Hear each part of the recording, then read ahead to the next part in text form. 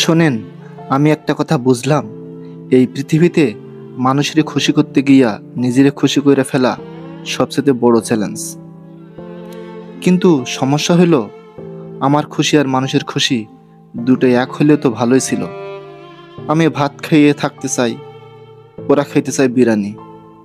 আমি ঘুমাতে চাই, ওরা সারা দিন নাচ গান বাজনা এগুলো করতে চায়। শৈশব থেকে মানুষ আমারে শিখাইছে, মানুষ কি বলল এইটা চিন্তা কইরা চলতে হইব। আরে ভাই, মানুষ তো সবসময় কিছু না কিছু বলবই। আমি যদি লুঙ্গি পইরা বাজারে যাই, ওরা বলে ওরে গ্রামের লোক শহরে এসে গেছে। আর আমি যদি জিন্স প্যান্ট পইরা বাজারে যাই, বলে এইটা আবার কোন বাবু মশাই আইছে। মানে মানুষের কথার কোনো শেষ নাই।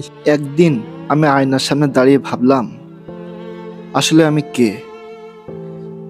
কিন্তু কোনো উত্তর পাই নাই, শুধু আমার মুখটাই দেখাইতেছিল। মুখটা তো চেনা চেনা লাগে, কিন্তু ভেতরের মানুষটাকে। তুই কি শুধু অন্যের খাতিরের জন্য বাঁচবি, নিজের জন্য বাঁচবি না? মানুষের স্বপ্ন পূরণ করতে গিয়ে আমি নিজের স্বপ্ন হারাইতেছি।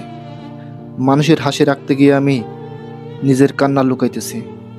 আর মানুষের প্রশংসা শুনতে গিয়ে আমি নিজেরে ভুলে যাচ্ছি।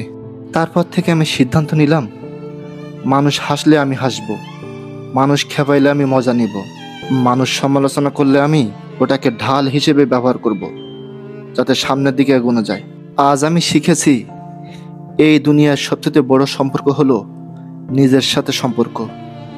নিজেরে ভালো না বাসলে অন্যরে আমি কেমনে ভালোবাসবো?